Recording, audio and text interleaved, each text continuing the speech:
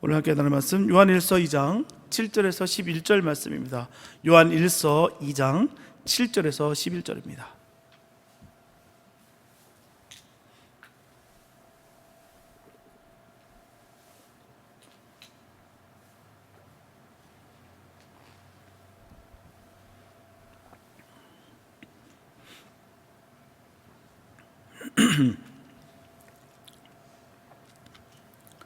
요한일서 2장 7절에서 11절 말씀입니다. 주님의 귀한 말씀 봉독해 올립니다.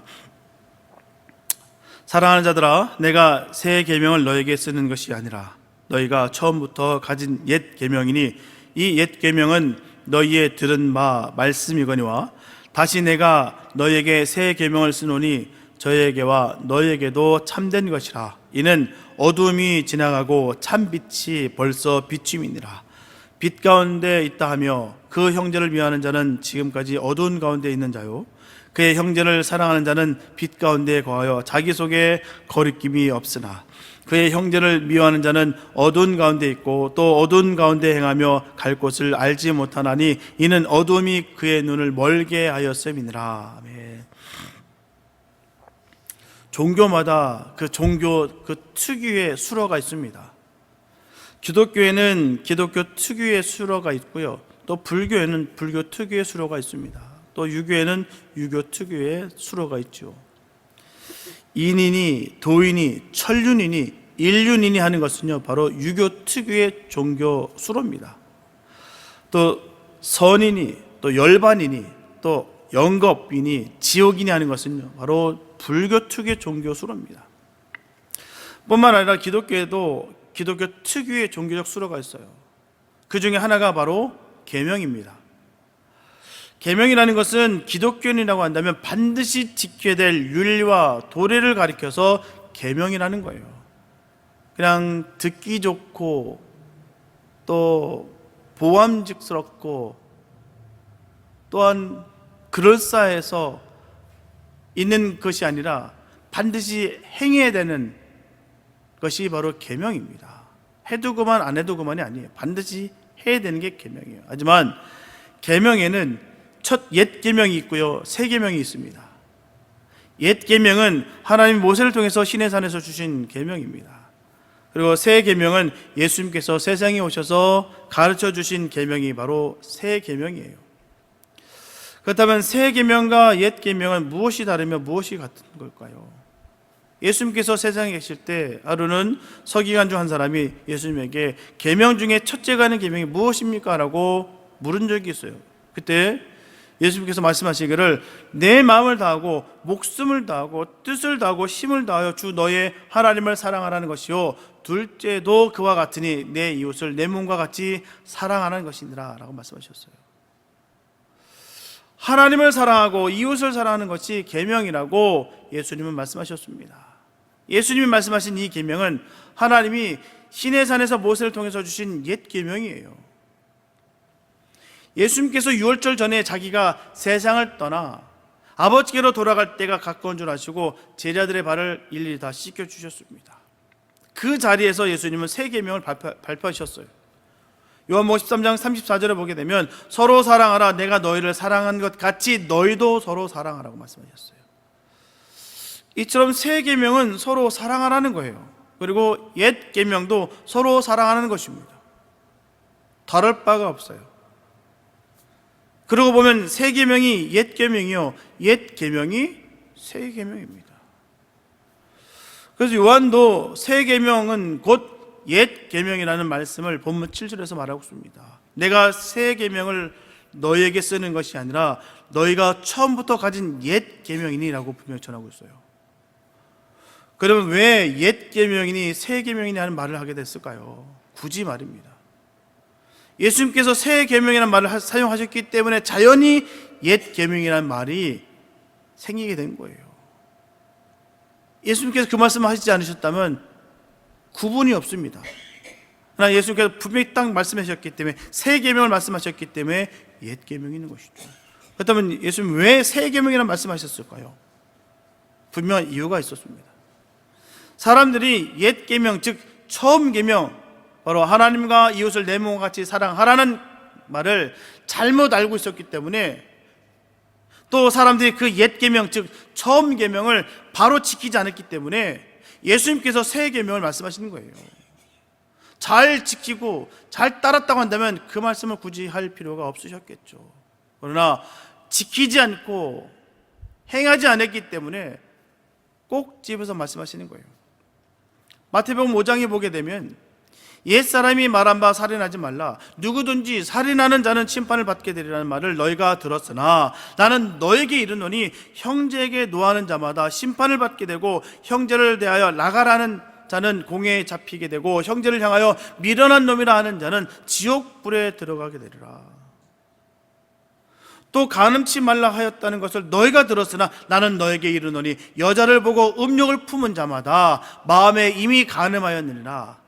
또 일렀으되 누구든지 아내를 버리거든 이혼 증서를 줄 것이라 하였으나 나는 너에게 이르노니 누구든지 음행한 연고 없이 아내를 버리면 이는 저를 간음하게 하며, 또 누구든지 버린 여자에게 장가드는 자도 간음합니다. 또 옛사람에게 말한 바 헛맹세하지 말고 내 맹세한 것을 주께 지키라 하였다는 것을 너희가 들었으나 나는 너에게 이르노니 도무지 맹세하지 말라. 오직 너의 말을 옳다 옳다 아니라 아니라 하라. 이에서 지나는 것은 악으로 쫓아다니리라. 또 눈은 눈으로 이는 이로 갚으라 하였다는 것을 너희가 들었으나 나는 너에게 이르노니 악한 자를 대적지 말라. 누구든지 내 오른편 뺨을 치거든 왼편도 돌려대며 또 너를 송사하여 속옷을 가지고자 하는 자에게 겉옷까지 갖게 하라. 누구든지 너로 억지로 오리를 가게 하거든 심리를 동행하라. 내게 구하는 자에게 주고 내게 꾸고자 하는 자에게 거절하지 말라. 또 내 이웃을 사랑하고 내 원수를 미워하라 하였다는 것을 너희가 들었으나 나는 너희에게 이르노니 너희 원수를 사랑하여 너희를 핍박하는 자를 위하여 기도하라. 이것이 바로 새 계명입니다. 이것이 새 계명과 옛 계명이 다른 거예요. 딱 예수님께서 꼭 집어서 말씀해 주신 거예요. 요새 일타 강사 유명하지 않습니까? 쪽집게 강사들 쉽게 그 말씀을 비교해서 이것이 옳다, 이것이 그르다는 것을 명확하게 딱 꼬집어 주셔서 말씀하시고 이것이 바로 새 계명이다라고 말씀해 주시는 거예요. 사람들이 계명을 크게 오해했어요. 계명을 문자대로 지키려 했습니다. 계명을 자기 위주로 지키려 했어요. 자기 편리한 대로 지키려 했습니다.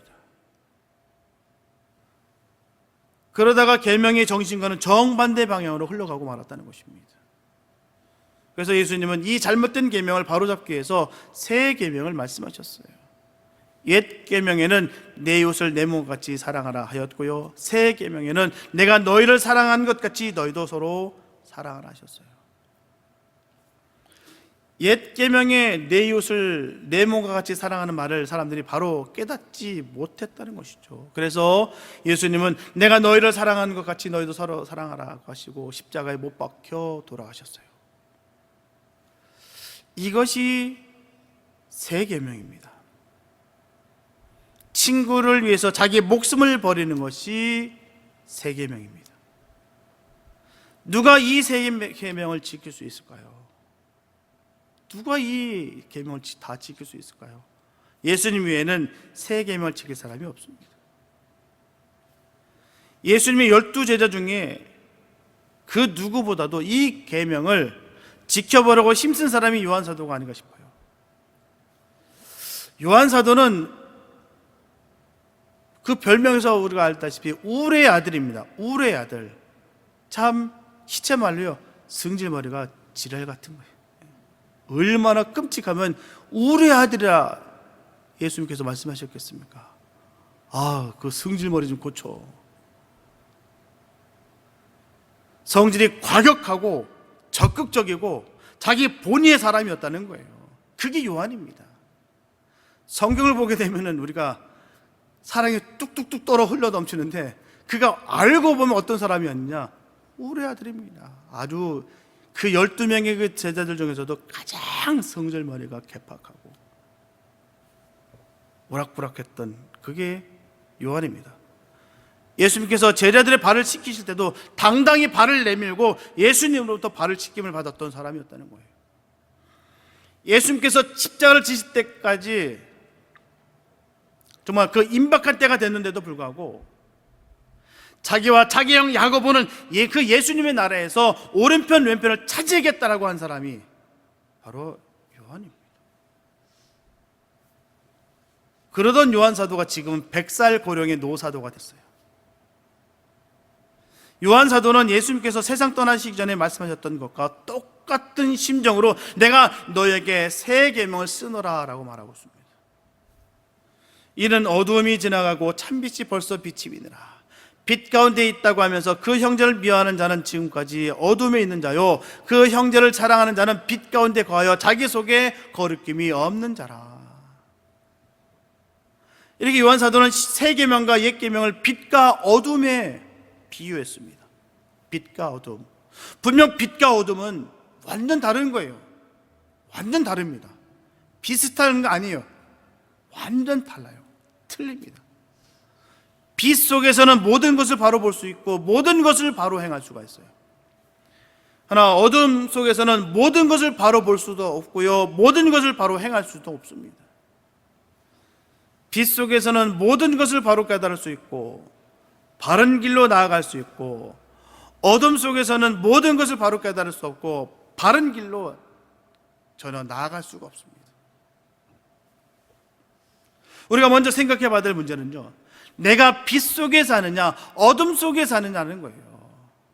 이 문제 앞에 있습니다. 내가 과연 빛 속에 살고 있는 건가 어둠 속에 살고 있는 것인가. 다시 말씀드리면 내가 사랑의 빛 속에 사느냐 아니면 증오의 어둠 속에 사느냐라는 것이죠.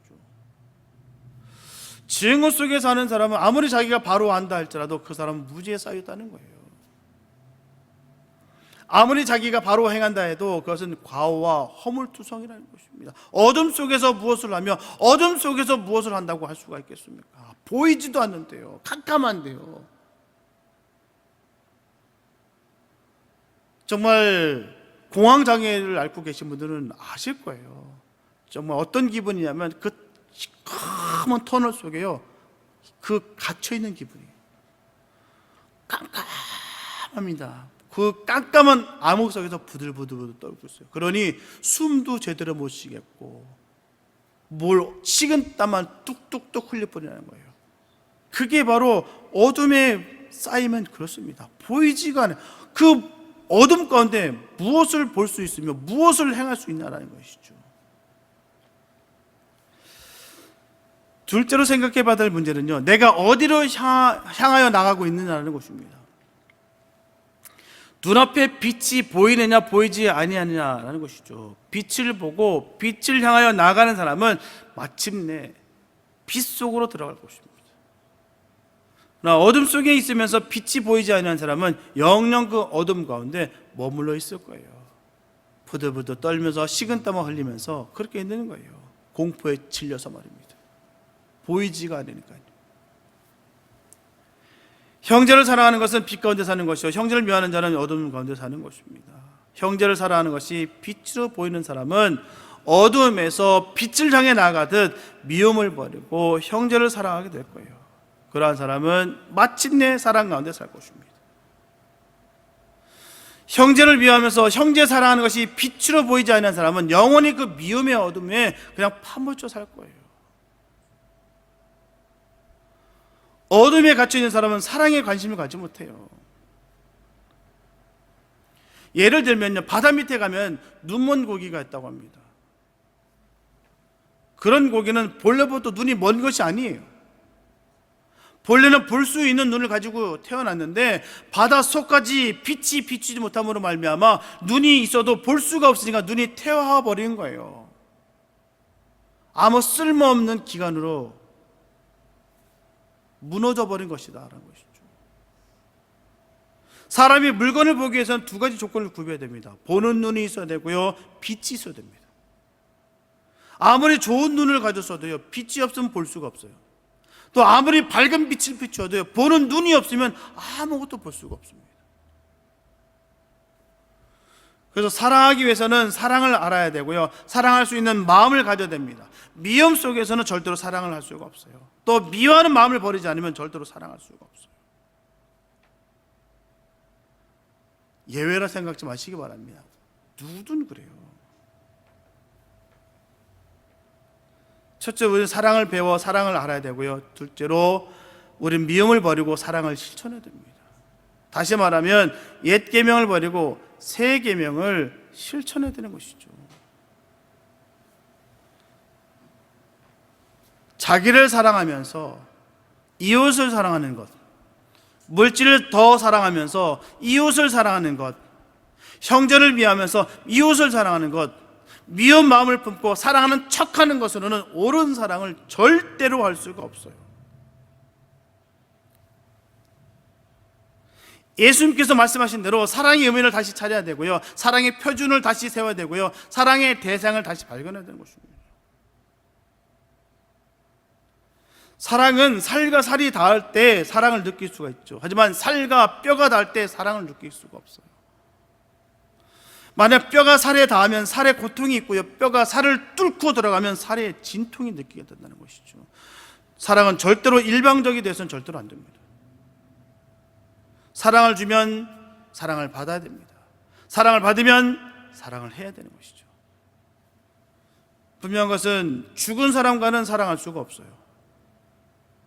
산 사람의 뜨거운 살에 죽은 사람의 찬살 닿으면요, 싸늘하게 식고 맙니다. 시신을 보신 분들, 만져보신 분들 아실 거예요. 갓 임종한 걸 보면 그냥 아직까지는 따뜻한 온기가 있습니다. 그런데 조만간 금방 싹 사라져 버려요. 정말 이상하리만큼 진짜 소름이 쫙 끼칩니다. 싸늘해요. 그 만지면 그 느낌이 섬뜩합니다. 왜 그럴까요? 좀 전까지만 해도 숨을 쉴 때는 괜찮은데 숨이 딱 끊어진 순간부터는 몸이 그렇게 싸늘하게 변합니다. 그리고 사랑을 주어도 받지 않는 사람과는 사랑할 수가 없어요.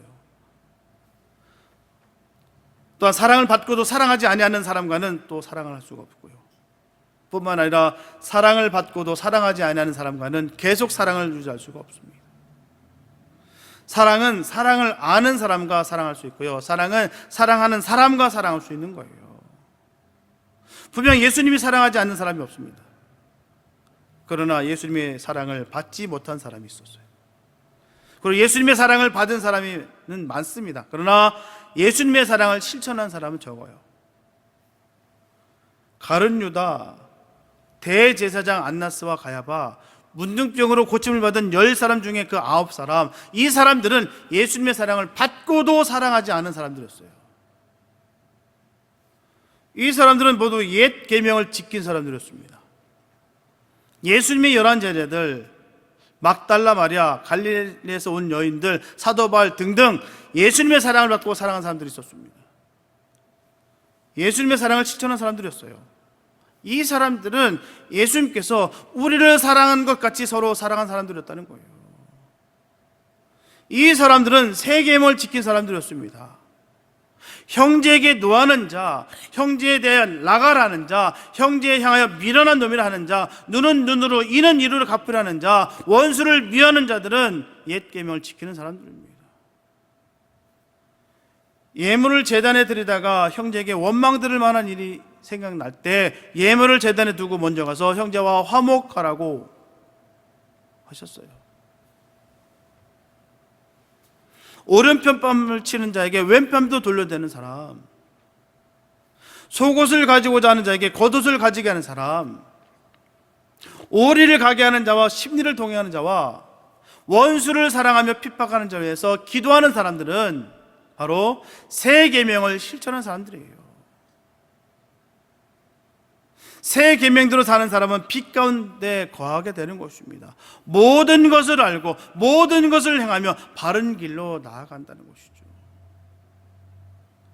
옛 계명대로 사는 사람은 아무것도 알지 못하고 아무것도 행하지 못하고 어디로 가야 할지를 모릅니다. 새 계명의 실천자가 되시기 바랍니다. 빛 가운데 행하는 자 되시기 바랍니다. 사랑하는 여러분, 오늘 우리가 사는 세상에 대한 사랑에 대한 이야기가 넘쳐나요. 다 사랑받고 싶다고 아우성입니다. 그러나 참된 사랑은 보기가 힘들어요. 마치 물이 천진 바다 한복판에 마실 물이 없는 것처럼 참된 사랑을 찾을 수가 없습니다.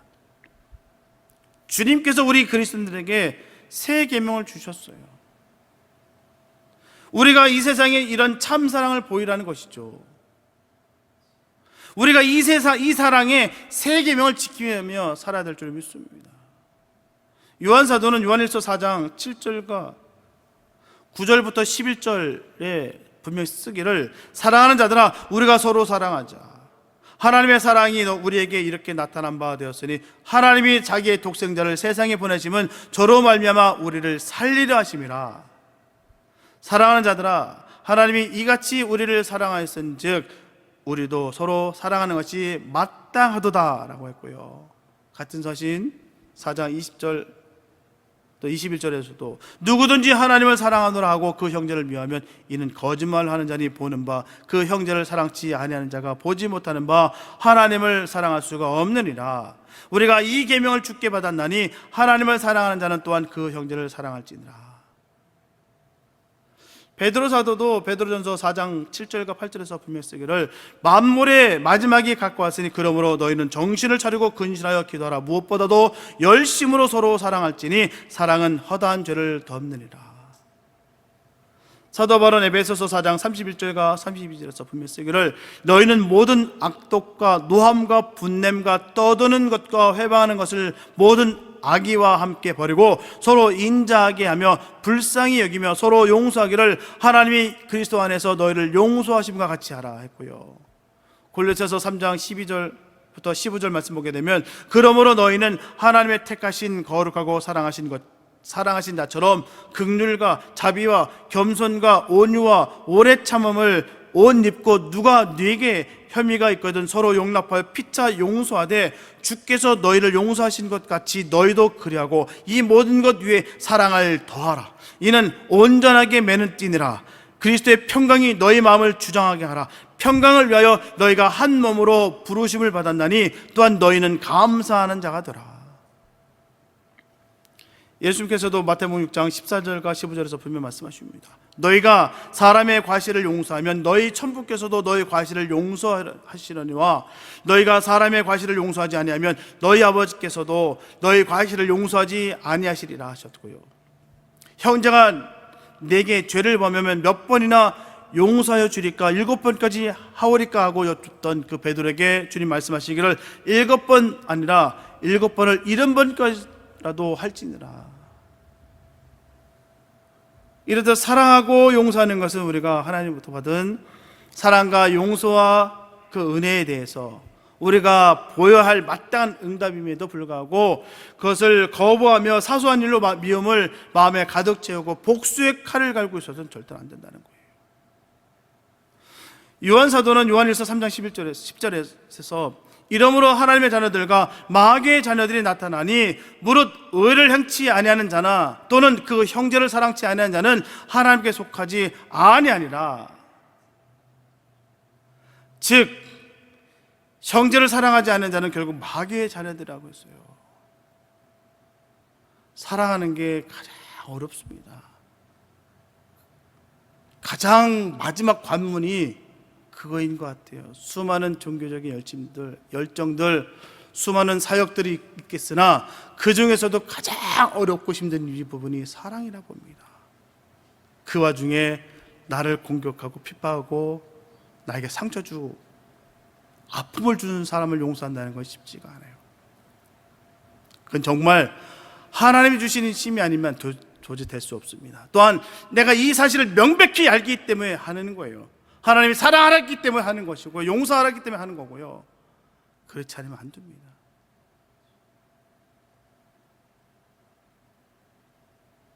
내 자신을 공격하는 것까지는 괜찮은데 자식 건드니까 이건 정말 힘들더라고요.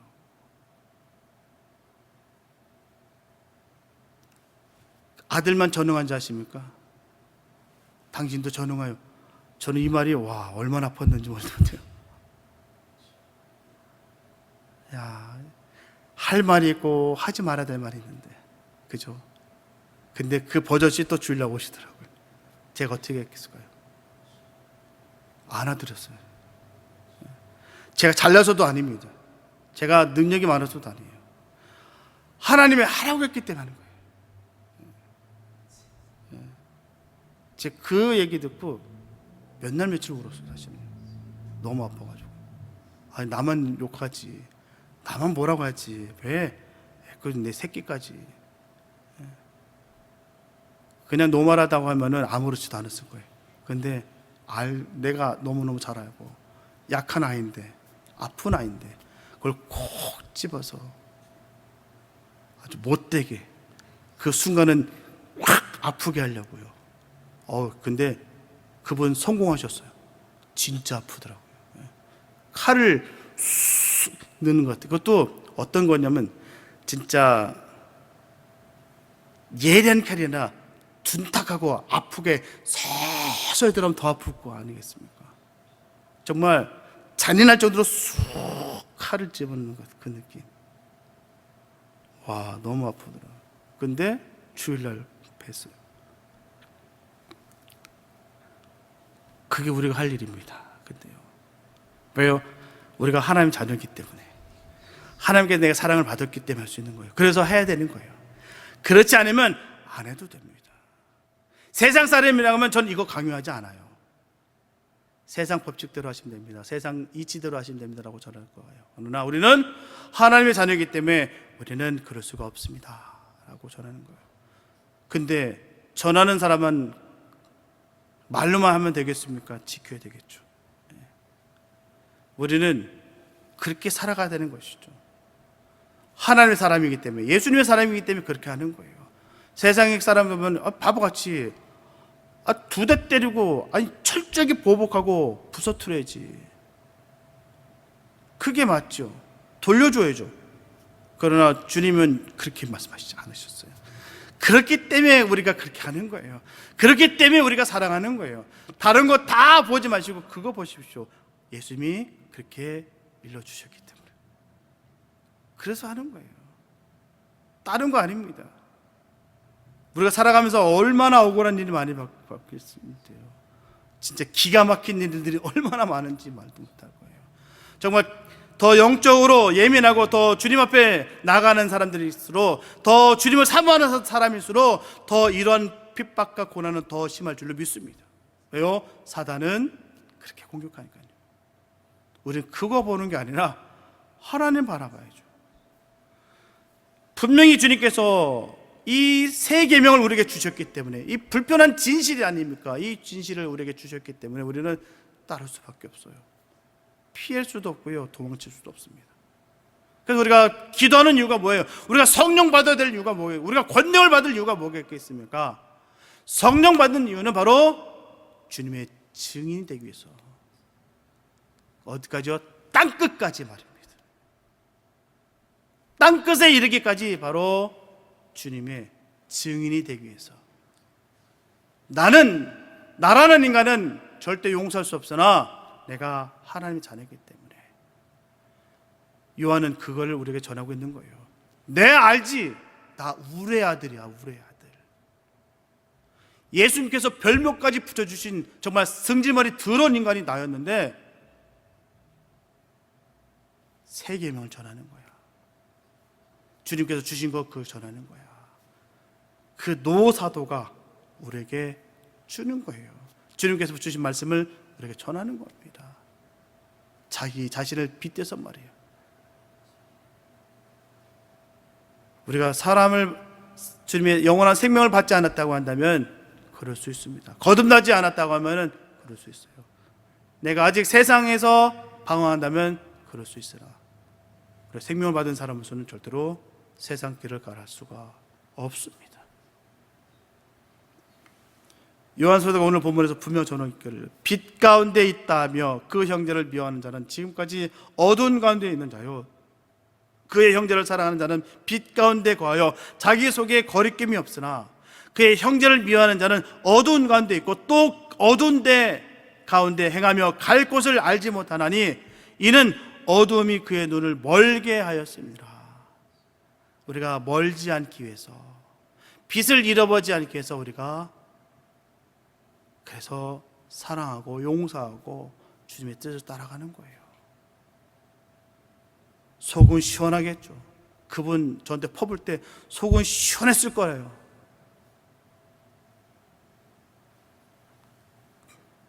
또 그렇게 아프게 할 말, 또 결론은 그렇게 얘기하더라고요. 또 내가 이래서 목사 안 되는 거예요. 내가 이래서 목사하게, 내가 사모 안 하는 거예요. 그럼 목사는 사모면 뭐 설교 이 말씀을 지켜야 되는 것이겠습니까? 우리만 천국 가게요. 모든 말씀은 똑같이 적용됩니다. 어둠에 거하지 않기 위해서, 내 눈이 멀지 않게 하기 위해서 빛 가운데 가라. 주님은 말씀하고 계시고 계시는 거예요. 빛 가운데로 가라. 그 마음에 어둠이 임하게 되면 절대로 빛이 임할 수 없고, 어둠이 임함으로 말미암아 성령이 임하지 못함을 분명히 성경은 전하고 있습니다. 우리에게 경고하고 있는 거고요. 그래서 우리는 철저하게 버려버리는 거예요. 내 안에 있는 상처, 미움, 아픔, 고통을 버리는 거예요.